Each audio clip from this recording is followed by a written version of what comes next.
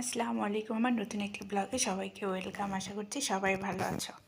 জানো, এই এক ড্রেসটা নতুন পরেছি। আবার ভেবো না যে ফকিন্নি ড্রেস পরছে, এটা আবার বলতেছে। আরে না, আমি ফকিন্নি হলেও বড়লোকস আছি।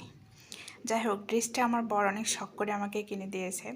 অনেক দিন পর বাসায় আসলাম, প্রায় 2 মাসের মতো বাড়িতে থাকার পর, মায়ের কাছে থাকার পর যখন আমি বরের কাছে আসছি, তখন তো বর খুশিতে আহ্লাদে আটখানা। এরকম করে মাঝে মাঝে বরের কাছ থেকে দূরত্ব বাড়াতে হবে, তাহলে নতুন নতুন গিফট পাওয়া যাবে। তো যাই হোক, বর একসাথে 2খানা ড্রেস আমাকে কিনে দিয়েছে। 2খানা ড্রেসই বরের পছন্দ, খুব ভালো লাগছে ড্রেসগুলো। তো একটা ড্রেস পরলাম, তো বরকে সারপ্রাইজ দিব। বর আজকে বাসায় নাই, আজকে তো সরকারি ছুটির দিন, অফিস বন্ধ। আমাদের একটা দোকান আছে, বর ওখানে আছে, এটা আমার শ্বশুরবাড়ির কাছে। তো আমি যাচ্ছি বরের ওখানে, বরের সঙ্গে আজকে জমিয়ে আড্ডা দিব, ঘুরতে বের হব। মাঝে মাঝে বরের সঙ্গে ঘুরতে হয়, বেড়াতে হয়, তাহলে অনেক কিছু অজানা যদি কিছু থেকেও যায় সেটা জানা যায়, তারপরে মুড ভালো থাকে, এই আর কি। তো বরের সঙ্গে ঘুরতে যাব বলে সুন্দর করে রেডি হয়ে নিলাম, বউ সেজে নিলাম আর কি। তারপরে চলে আসছি শ্বশুরবাড়ির এলাকায়। আমি তো থাকি শ্বশুরবাড়ি থেকে অনেকটা দূরে। তো এই যেই কথা সেই কাজ, চলে আসছিলাম বরের এখানে। আমাদের যে একটা দোকান আছে, সেই দোকানের এখানে বর কাজ করতেছিল। তারপরে এখানে এসে রাস্তা দিয়ে হাঁটতেছিলাম। এই রাস্তাটা বর প্রতিদিন এই রাস্তা দিয়ে অফিস শেষ করে, কাজ শেষ করে যায়। এই কিছু দূর গেলেই আমাদের দোকান, আর ওই যে বিল দেখতে পাচ্ছ, ওই বিলের ওই পাশে আমার শ্বশুরবাড়ি। তো এখান থেকে শ্বশুরবাড়ি খুব কাছে হয়। তো যাই হোক, বর আর আমি এদিক দিয়ে বৃষ্টি বিলাস করতে করতে বেরোচ্ছিলাম। আমি যে আমাদের দোকানটায় এসে বসছি, অমনিতেই কালো মেঘ আকাশে, আর এত পরিমাণ বাতাস আর বৃষ্টি চলে আসছে। বৃষ্টি ছাড়ার মতো নয়, যেহেতু কালো মেঘ হয়ে বৃষ্টি আসছে, এই বৃষ্টি সারাদিনে ছাড়বে না। বরকে বললাম যাওয়ার দরকার নেই, চলো ঘুরে আমরা বাসায় চলে যাই। তো আমার নাচর বান্দা, বর যখন বলছে আজকে যেহেতু অফিস বন্ধ, সরকারি ছুটি, অফ ডে, আজকে আমাকে ঘুরতে নিয়েই যাবে। তো আমিও আর জেদ করলাম না, বৃষ্টি হয়েছে তো কী হয়েছে, বরের সঙ্গে বৃষ্টি বিলাস করব, আর বৃষ্টিতে ভিজতে ভিজতে বর আর আমি ঘুরব। তো যেখানে যাওয়ার উদ্দেশ্যে বের হয়েছি সেটা অনেক দূরে, আমাদের বাসা থেকে, বরের কাজের জায়গা থেকে একদম অপরিচিত একটা জায়গা। তো সেখানেই আজকে আমি আর বর যাচ্ছি। তো যাওয়ার জন্য বের হয়েছি। তো ভাবলাম তোমাদের সাথে এই দিককার অনেক কিছুই শেয়ার করা হয় না, তোমাদের সাথে শেয়ার করি। এই যে সাঁকোগুলো দেখছো না, প্রত্যেকটা বাড়িতে যাওয়ার জন্য এরকম করে একটা করে কাঠের সাঁকো বানানো আছে। আর যারা খুব বড় লোক, তাদের হচ্ছে পাকা করে সাঁকো বানানো আছে। প্রত্যেকটা বাড়ির সামনে দিয়ে খাল চলে গেছে, হয়তো বা দুধার দিয়েও গেছে, কারো বাড়ির শুধু এক অংশ দিয়ে খাল চলে গেছে। তো এরকম করে ছোট ছোট কাঠের পুল দিয়ে মেন সড়ক থেকে বাড়িতে যায়। বিশেষ করে বাড়িগুলো হচ্ছে খালের ওই পাশে হয়, কারণ যে এলাকায় যেমন, এই যে এই বাড়িটা এই পাশেও থাকতে পারতো, এই পাশেও করতে পারতো, কিন্তু ওইরকমভাবে না। রাস্তার সাদ দিয়ে খালগুলো প্রত্যেকটা এলাকায় এরকম এদের এদিককার। আর সবুজ প্রকৃতিগুলো অনেক সুন্দর, আর এদিকে জঙ্গল টাইপের একটু বেশি, ঘাস গাছপালা এগুলো একটু বেশি, সবুজ প্রকৃতি বেশি। তো সব মিলিয়ে তোমরা সবাই জানো যে চট্টগ্রামের এলাকাগুলো এইরকম পাহাড়ি অঞ্চল। তো এইভাবেই হাঁটতেছিলাম, বর আর আমি বৃষ্টিতে ভিজতেছিলাম। আমাকে বর ছাতা দিয়েছে যে আমি নতুন ড্রেস পরেছি, আমার গায়ে পানি পড়লে কেমন লাগবে। দেখো, বলতে বলতে আর একটা সাঁকো পেয়ে গেছি। এখানে দেখো, পাকা সাঁকো, খুব সুন্দর। তো বরকে বলতেছিলাম যে ছাতাটা নিতে, বর কিছুতেই রাজি হচ্ছিল না ছাতা নিতে, কারণ আমি যখন বাসা থেকে বেরো আসছি তখন তো বৃষ্টি ছিল না, থাকলে হয়তো আমি ছাতা নিয়ে আসতাম। কিন্তু বরের কাছে একটা ছাতা ছিল, সেই ছাতাটা আমাকে দিয়ে দিয়েছে। আর বর দেখো ভিজতে ভিজতে যাচ্ছে।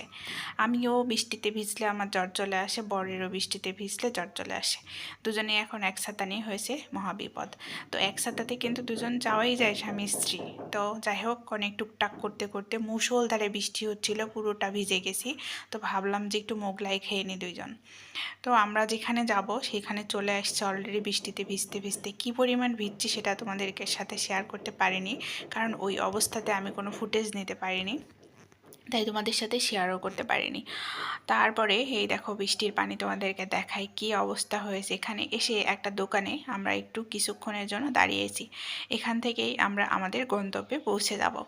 তো চারিদিকে দেখতেই পাচ্ছ শুধু পানি আর পানি, এখান থেকে আর গাড়ি পাওয়ার সম্ভাবনা নেই। যদিও এটা মেন রোড, এদিক দিয়ে সব সময় অটো চলছে, রিক্সা চলছে, অনেক কিছু চলছে, কিন্তু বৃষ্টিতে দুজন দাঁড়িয়ে এখানে কতক্ষণ খালি গাড়ির জন্য অপেক্ষা করব। যে গাড়িটা আসছে সেই গাড়িটাই ভর্তি হয়ে আসছে। তো দুজন সিদ্ধান্ত নিলাম, তাৎক্ষণিক সিদ্ধান্ত আর কি আমাদের, যে আমরা দুজন হেঁটে হেঁটেই যাব যেখানে যাওয়ার জন্য আসছি। তো আমি নিজেকে খুব আনলাকি মনে করতেছি যে 2-3 মাস পর বরের সঙ্গে বেরোলাম, আর এরকম বৃষ্টি।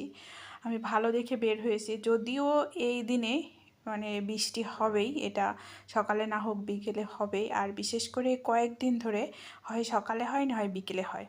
তো যাই হোক, আমরা বেঁচে গেছি যে আমাদের কোথাও কাদোর মধ্যে গিয়ে পড়তে হয়নি, কোথাও কাদা নেই। তো দুইজন এরকম করে টিপ টিপ করতে করতে পাকা রাস্তায় উঠে গেলাম। উঠার পরেও আমি বরকে বলছি যে তুমি একটা অটো দেখো বা রিক্সা দেখো বা সিএনজি দেখো। তো বলছে যে না, হেঁটে হেঁটেই যাব। তো হাঁটতে গিয়ে দুজন পুরোটা ভিজে গেছে, যেহেতু এক ছাতার মধ্যে, আর রাস্তা দিয়ে অনবরত গাড়ি চলতেছে, দুজনকে সাইড দিয়ে দিয়ে চলতে হচ্ছে। তো এরকম করে অনেক দিন আমাদের হাঁটা হয়নি। তো যেহেতু দুজন আজকে সুযোগ পেয়েছি, মনের মতো বৃষ্টি বিলাস করে নিলাম। একটু ভিজবো, হয়তো জ্বর আসবে, শরীর খারাপ করবে, কিন্তু এটা ব্যাপার না।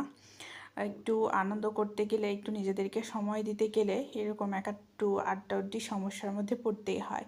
তো দুজন হাঁটতেছি আর অনেক গল্প করতেছে। আসলে কোথাও আমাকে নিয়ে বের হলে অনেক গল্প করে, আর আমি সেগুলো শুনি। যেগুলো উত্তর দিতে পারি সেগুলো দিই, যেগুলো দিতে পারি না সেগুলো চুপ হয়ে খালি শুনি। তো অনেকে বলে যে আমার হাজব্যান্ড কথা বলে না, কিন্তু অনেক কথা বলে। ও যখন আমার সঙ্গে থাকে তখন আমি নিজেই বিরক্ত হয়ে যাই মাঝে মাঝে, ওর কথাতে এত পরিমাণ কথা বলে। কিন্তু কেন যেন মানুষের সাথে বলে না, সেটা আমি বলতে পারি না বা বোঝাতেও পারি না কাউকে।